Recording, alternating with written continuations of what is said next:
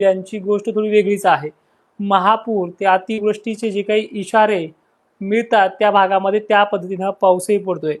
कोल्हापूर पासून ते जवळपास घाटमाथे पुणे परिसरामध्ये तसेच पंढरपूरच्या इंद्रायणी नदीला सुद्धा जे काही पुराच्या आपण बातम्या पाहतोय, अशा प्रकारे मुंबई, पुणे त्याचबरोबर नाशिक क्षेत्रामध्ये पावसाचा जोर वाढलेला आहे. हा पाऊस उद्या 7 जुलैला ते आजही काही ठिकाणी धुळ्याच्या, नंदुरबारच्या भागांमध्ये सुरुवात केलेली आहे. पण उद्याचे जे काही दिवस आहेत 7 जुलै, 7 आणि 8 जुलै हे महाराष्ट्राच्या पावसाचे निर्णायक दिवस असणार आहे. कारण की ह्या 2 दिवसांमध्ये ज्या भागांमध्ये पाणी पडेल तो खूप चांगल्या पद्धतीचा आणि पुढील पिकांना तो त्या दिवसापर्यंत टिकून ठेवणार असणार आहे. कारण की 9 जुलैपासून राज्यात 8 जुलैपर्यंतही काही प्रमाणात हलक्या वगैरे सरी कोसळतील. पण 9 जुलैपासून राज्यातल्या वातावरणामध्ये उघडीप मिळते. त्यामध्ये विदर्भाचाही समावेश आहे. मराठवाड्यामध्ये काही ठिकाणी आधीच कमी आहे आणि काही ठिकाणी बरं आहे. तर अशा परिस्थितीमध्ये पुढचे दिवस कसे जातील याकडे ह्या व्हिडिओमध्ये आपण लक्षपूर्वक ऐकूयात. महाराष्ट्रामध्ये ज्या सुपर अल्निनोची जी काही बातम्या होत्या तेच न्यूज चॅनलवरती आज पावसाचा हाहाकार दाखवतात, तो सुद्धा पुणे मुंबई परिसरातला आणि कोकणातला. तर हा पाऊस उद्या 7 जुलैला कुठल्या क्षेत्रामध्ये प्रभाव टाकेल आणि उद्याची सकाळची सुरुवात ही कशी असणार आहे हे व्हिडिओच्या माध्यमातून पाहूयात.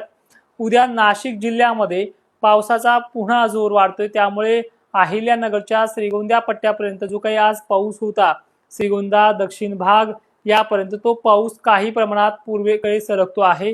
कदाचित यामध्ये बीड जिल्ह्याचा फायदा होईल अशा प्रकारचा पाऊस या भागामध्ये पडतोय. फक्त वाऱ्याने थोडी साथ द्यावी, अन्यथा त्या प्रकारचं बाष्पयुक्त ढगांची आजच्या तुलनेमध्ये उद्या दुप्पट वाढ होताना दिसते आहे. सकाळपासूनच जालना जिल्ह्यामध्ये सुद्धा घनसावंगी, अंबड, कुंभारपिंपळगाव, परतूर, मंठापासून ते देळगाव राजापर्यंत भोकरदन, शाप्रबाद, बदनापूर, कन्नड, सिल्लोड, वैजापूर याचबरोबर पैठण आणि अहिल्यानगरचे सर्व तालुके यामध्ये सुद्धा 7 जुलैला सकाळपासून संततधारेला सुरुवात होणार आहे. ही संततधार किती वाजेपर्यंत राहील हे सांगणं कठीण आहे, पण दुपारपर्यंत तरी झडीचं स्वरूप महाराष्ट्रामध्ये पाहायला मिळत आहे. त्याचबरोबर उद्या काही भाग बीडचा मात्र बऱ्यापैकी सुरुवात करेल. बीडच्या जवळपास उत्तर, दक्षिण आणि पश्चिम भागांना चांगला सटकाऱ्याचा पाऊस राहणार आहे. यामध्ये 5 मिनिटं, 10 मिनिटं किंवा 20-20 मिनिटं हा पाऊस पडण्याचा शेड्यूल उद्याच्या वातावरणामध्ये स्पष्ट दिसतो आहे. पुणे, सांगली, सोलापूर काही प्रमाणात, पण सांगली बऱ्याच ठिकाणी, पंढरपूर परिसर त्याचबरोबर सातारा परिसरामध्ये जोर वाढण्याची शक्यता दाट आहे. छत्रपती संभाजीनगरला चांगला दिलासा मिळेल, अहिल्यानगरला सुद्धा दिलासा आहे. खान्देशचे एकंदरीत सर्व जिल्हे म्हणजे धुळे, नंदुरबार, शहादा आणि जवळपास जळगावचे उत्तर, पश्चिम, दक्षिण भाग यामध्ये चांगल्या पावसाच्या रडारवरती येताना दिसत आहेत. मुंबईसह पुणे, घाटमाथा, नाशिक क्षेत्राला उद्याच्या दिवस रेड अलर्ट अशी परिस्थिती आहे. ठीक आहे. अल्निनोच्या काळामध्ये सुद्धा ही परिस्थिती पाहणं म्हणजे एक चमत्कारिक वातावरण आहे. कारण की या भागातल्या अनेक धरणाचा किंवा पिण्याच्या पाण्याचा प्रश्न जवळपास 2च दिवसात मिटलेला आहे. म्हणजे 1-1.5 महिन्याचा वातावरणातला जो काही फरक आहे तो हा कालपासून चांगला चेंज झालेला पाहायला मिळते. आता उर्वरित भाग म्हणजे विदर्भात उद्या सुद्धा दमदार ते मध्यम स्वरूपाच्या पावसाची झड ही विदर्भाच्या बुलढाणा जिल्ह्याला, वाशिम परिसराला आणि जवळपास अकोल्याला पाहायला मिळू शकते.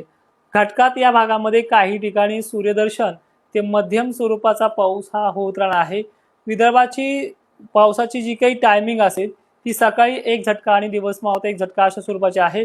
मात्र मराठवाड्याच्या एकंदरीत लातूर, नांदेड, परभणी, हिंगोली त्याचबरोबर जालना बऱ्यापैकी आहे. जालन्याबरोबर छत्रपती संभाजीनगरचा नंबर खूप चांगल्या पद्धतीने पाहायला मिळतोय. बाकी पश्चिम महाराष्ट्राचे सर्व जिल्हे दमदार ते हलक्या आणि पश्चिमी भाग मुसळधार ते जोरदार पावसाच्या रडारवरती असेल.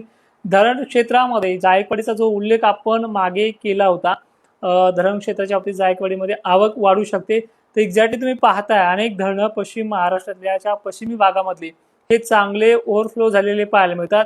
त्यामुळे उद्याच्या निर्णायक तारीख जी आहे 7 जुलै या तारखेच्या संध्याकाळपर्यंत पडणाऱ्या पावसामुळे जायकवाडीच्या धरणामध्ये काही प्रमाणात आवक वाढू शकते। ही एक पॉझिटिव्ह बातमी मराठवाड्यासाठी असणार आहे।